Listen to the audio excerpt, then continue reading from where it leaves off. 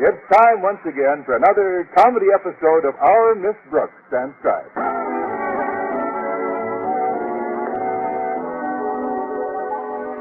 Ever since our Miss Brooks became an English teacher at Madison High, her motto has been life, liberty, and the pursuit of Mr. Boynton.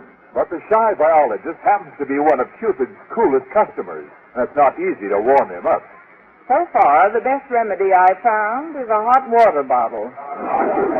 My frustration reached a new high when, for some mysterious reason, Mr. Boynton coldly and deliberately avoided me last Monday, and Tuesday, and Wednesday. Those were 3 days of no dates, no nothing. And by Thursday morning, his brush-off treatment had rendered me unbewitched, but definitely bothered and bewildered. Since I considered the matter highly personal, I decided not to discuss it with my landlady, Mrs. Davis, when I joined her at breakfast. Good morning, Connie. Would you like some oatmeal? I'm glad you brought it up. I haven't seen him in 3 days. What? I haven't the slightest idea who you're talking about, dear. Good. You say you haven't even seen Mr. Boynton in the past 3 days? I simply can't understand his behavior. I can. Mr. Boynton has a guilty conscience, Connie. I feel it's my duty to spill what I know. Still what you know. Exactly. Connie, would it surprise you to learn that Mr. Boynton is a two-timer? Yes, it would. With me, he's never even been a one-timer. It grieves me to tell you this, dear, but last Monday I saw him gallivanting around town with another woman. Another woman? So that's it. This woman, Mrs. Davis, is she attractive? Beautiful, I thought. Oh. And about how old is she? I'd say she's about 65. 65? That's my competition? When he gets here, I'd like to be alone with him, if you don't mind. I understand. I've got to get dressed and run over to the Conklins anyway.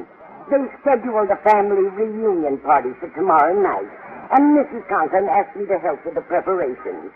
They haven't had a family reunion in so long that she doesn't... Just a minute. That's probably Mr. Boynton. I'll leave you two alone then, so you can pump him about that old lady he's going with. There'll be no pumping, Mrs. Davis. I have no desire to delve into his personal affairs. Well, do as you wish. I'll see you later, dear. Come in. Good morning, Miss Brooks. Hello, Mr. Boynton. Please sit down. Thanks. I'll pour some coffee and we'll have a nice little chat. Anything in particular you'd like to talk about? Well, no, nothing in particular, Miss Brooks. You pick the topic. Oh, no, you're my guest. You pick the topic. All right. Let's just talk about the weather. Fine. I'd like to know whether you plan to keep going with that old lady.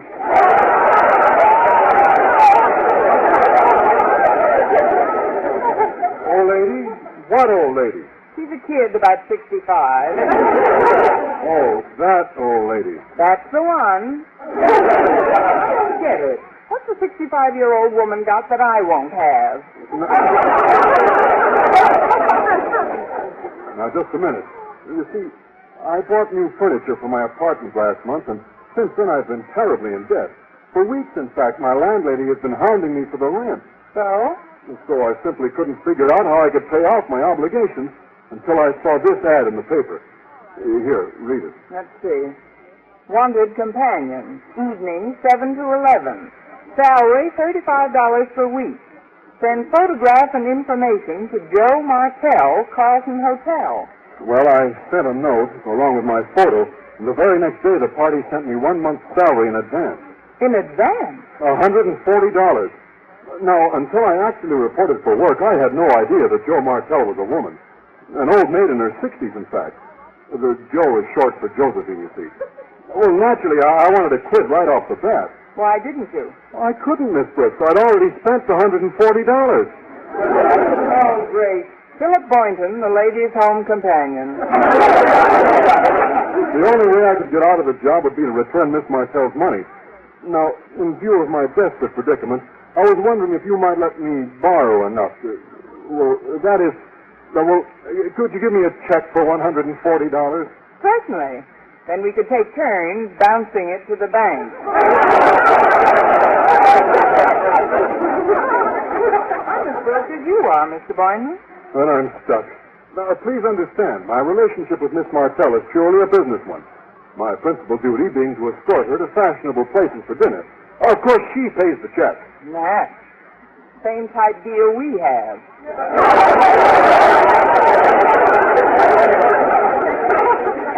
We always go Dutch, and you know it. I apologize. What are some of your other duties? Well, she happens to have very poor eyesight, so after dinner I have to read to her. Then, when the reading is over, she pats me on the head as if I were a little boy and sends me home. Good night, son, she says. Son. She calls me son. It tears my heart out. Well, don't cry in the coffee. It's weak enough.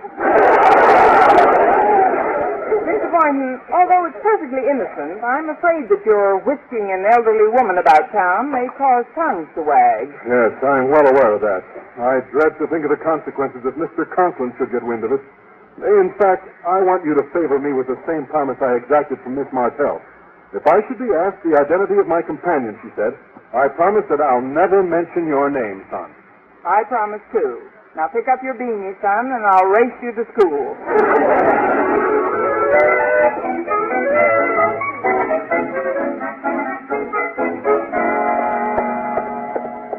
Good morning, Harriet. Oh, hi, Miss Brooks. I was just going over to your classroom to look for you. Daddy said you were to march right to his office on the double. All right, Harriet. I hope my barracks bag is on straight. Bye now. Good morning, Mr. Conklin. Miss Brooks, English teacher first class, reporting, sir. Eddie? Yes, sit down, Miss Brooks. No, thank you. I'll stand, sir. Then I'll get right to the point. Some members of my wife's family and of mine have come to town for a little family reunion.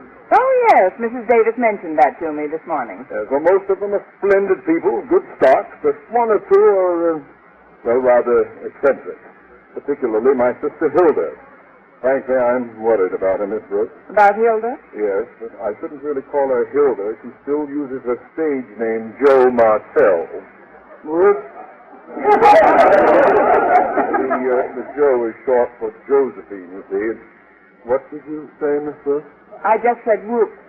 That's short for I think I'll sit down after all. Do that. Were it not for the fact that I need your help, Miss Brooks, I would not dare utter the horribly embarrassing impression that you are about to hear. Miss Brooks? Yes, sir? My sister is paying $35 a week to a gigolo. I inquired as to the cad's identity, but Josephine stoutly refused to divulge his name.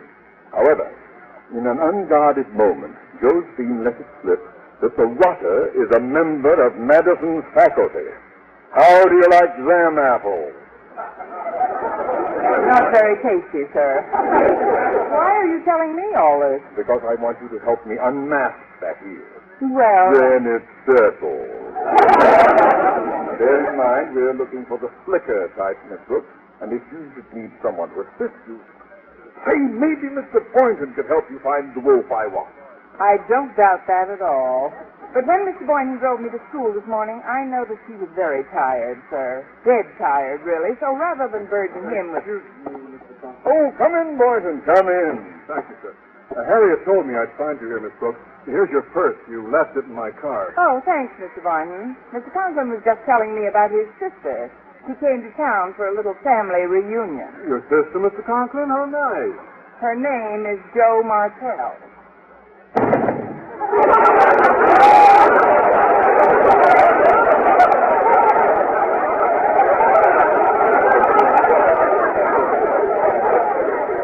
See how tired he is, sir. He fell asleep right on your floor.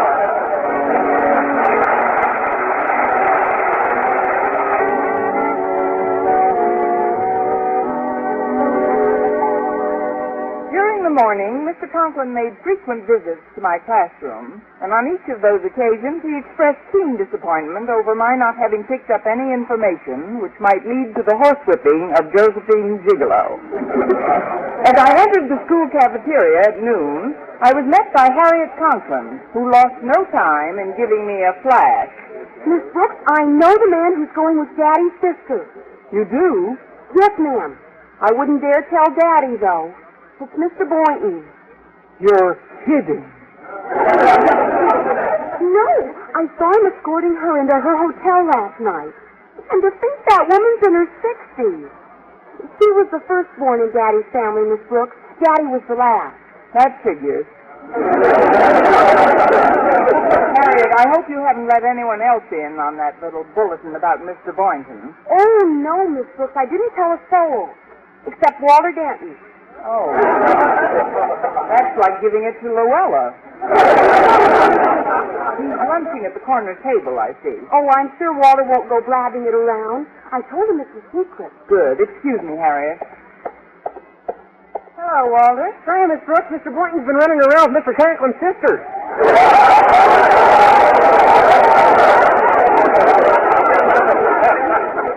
Congratulations, your Secret Service badge is in the mail. You shouldn't spread gossip like that, Walter. It could lead to Mr. Boynton's having his license revoked by the Gigolos Union. Even being dismissed from our faculty. Oh, gosh, I wouldn't want that to happen. Actually, it's just a job, Walter. Miss Martell hired him to read books to her during the evening. Well, how do you like that? For 5 years, he goes more or less steady with you, only to wind up spending his evenings reading books to an old lady. Now, it just doesn't make sense. No, it doesn't. Must seem pretty plain to him after all those years of whisking me to the zoo. But Mr. Boynton didn't really know what he was letting himself in for, Walter. Now he's got to figure a way out before Mr. Conklin can trap him. Well, maybe my agile brain can figure something out, Miss Brooks. Yeah, I'll get the old bean working, and before you know it, I might dream up something. May I speak with you privately, Miss Brooks? There's no need for secrecy, Mr. Boynton. Walter's hep to the entire situation. Yeah, I think it's real nervous. Of course, we're rather young, Mr. Boynton, but won't you join us anyway? Thanks. I just talked with Miss Martell on the phone. I have to call her at noon every day to report, you see. And she said, tonight we'll meet at 6:30, son. Son? She calls him son. Normally, I don't meet her until 7. But in spite of my discontent, she insisted that we meet a half hour earlier. Well, at her age, every half hour counts, I guess.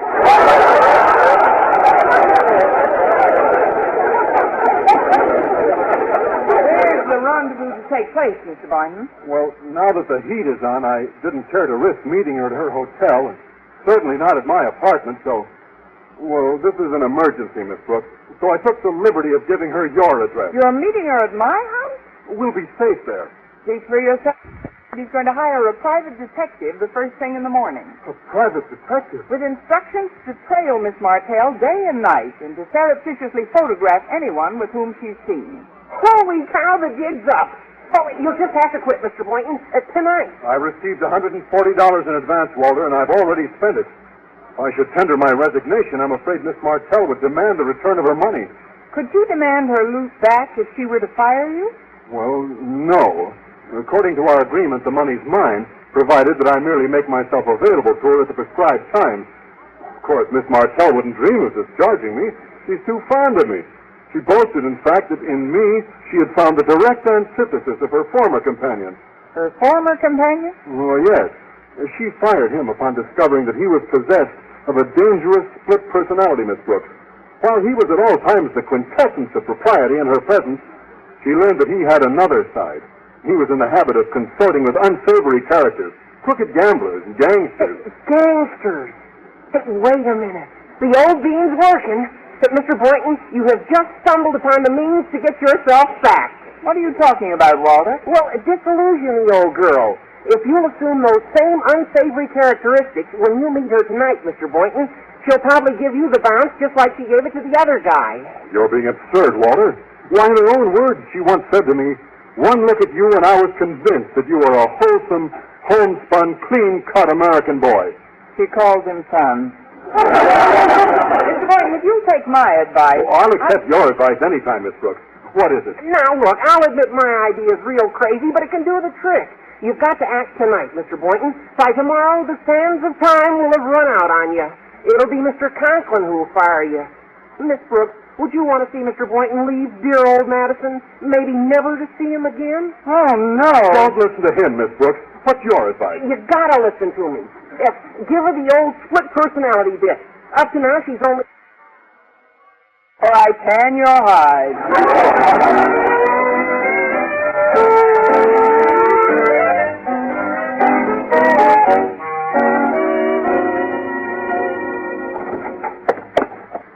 Daddy, where have you been? I've been visiting with my sister Josephine, Harriet.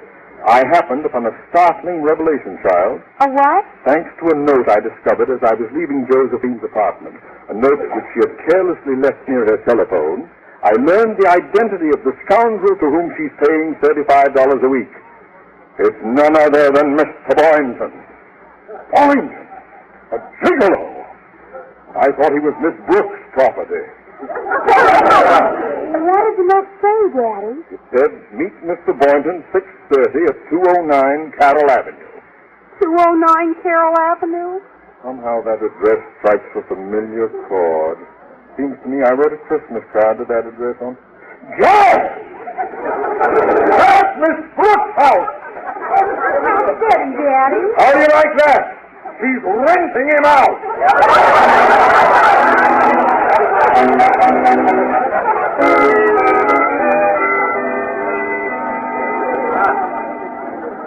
I hope you don't mind having dinner in the kitchen, Mr. Boynton. Oh, not at all, Miss Brooks.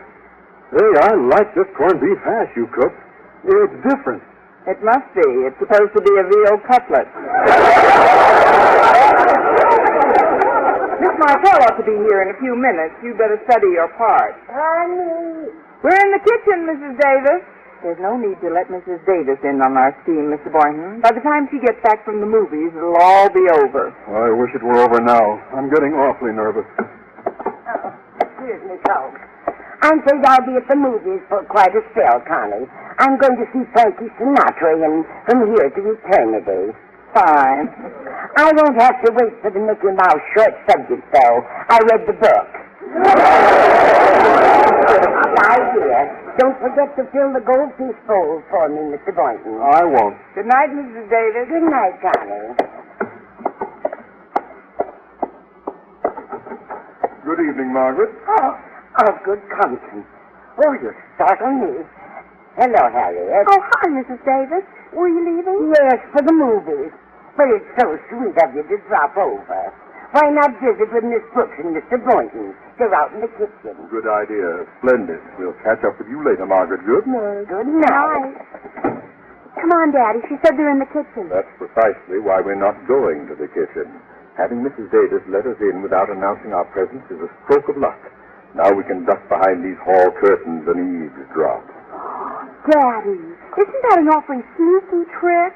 Yes, indeed. Quiet now. 6:30, Mr. Boynton. Better wait in the living room. Sit down. Where? That sofa near the hall curtain, right under the statue of the gargoyle, the one that always reminds me of Mr. Conklin. Now wipe that pleasant expression off your face and try to look sinister, Mr. Boynton. Remember, you're playing an underworld part. I'll do my best, but I'm not sure I can go through with it. Oh, that must be Miss Martell. I'll wait in the kitchen for my cue. Good luck. Thanks. Come in. Good evening, Mr. Boynton. How are you? I said, how are you, Mr. Boynton? Something wrong, Mr. Boynton? Sit down, babe.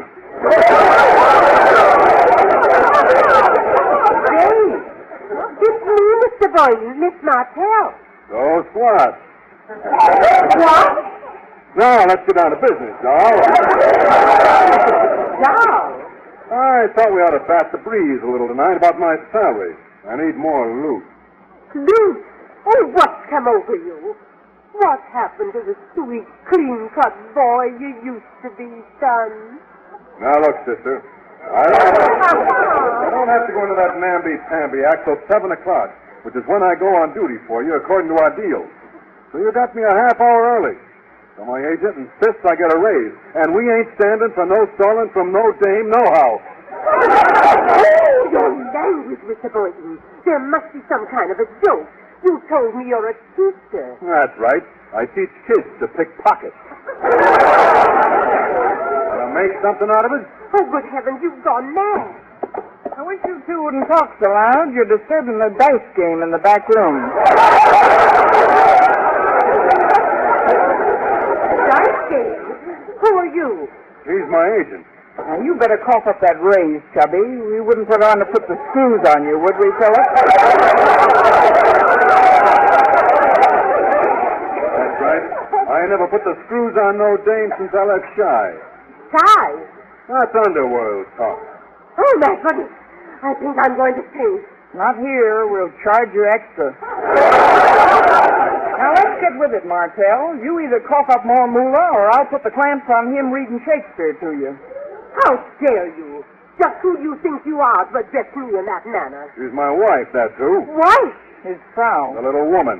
The old ball and chain. My better half. The old battle axe. The mother of my child. He calls me Mom.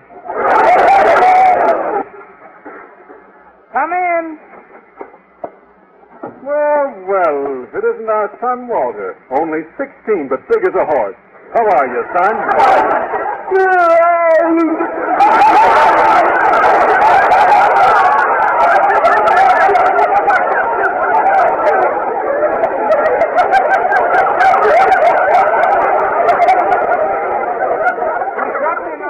When he was a colt. Walter, this is Miss Martell. Martell! Oh, gee, you must be the cheap old dame that pays my day. It's only 35 fish a week. What? Got bad news, son. You don't seem to want to give the raise. Oh, fiddly-dee! Well, where am I going to get the moolah to buy a new crooked roulette wheel for school? I've heard enough. Goodbye, Mr. Boynton. As of this moment, consider yourself discharged. Oh, and to think I called you hug. Well, that does it, Mr. Boynton. Just about. Of course, as soon as I can dig up the amount she paid, I'll send it back to her. Every penny of it. Gosh, when she hired me just to escort her to dinner and read books to her, perfectly harmless things, the poor woman had such faith in me. And now this had to happen. Oh, come on. Cheer up, Mr. Boynton. I thought everything worked out swell. So did I, Mr. Boynton. Me too, son.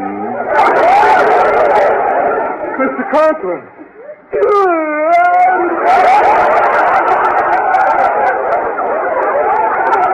Excuse me, I gotta be blowing back to Shy. Oh, no, you don't.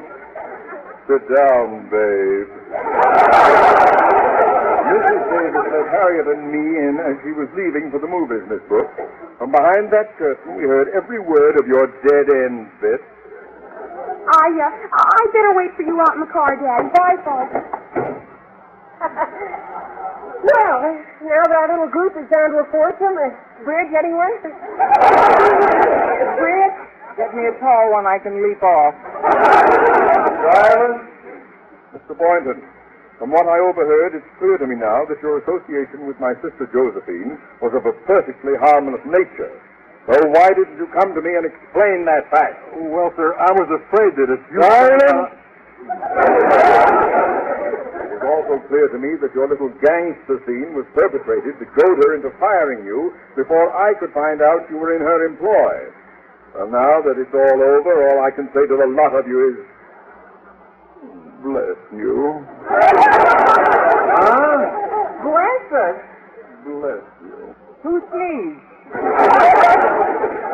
I have tried vainly to dissuade Josephine from hiring male companions, because those she has had in the past proved to be a mercenary lot of lame-brained loafers.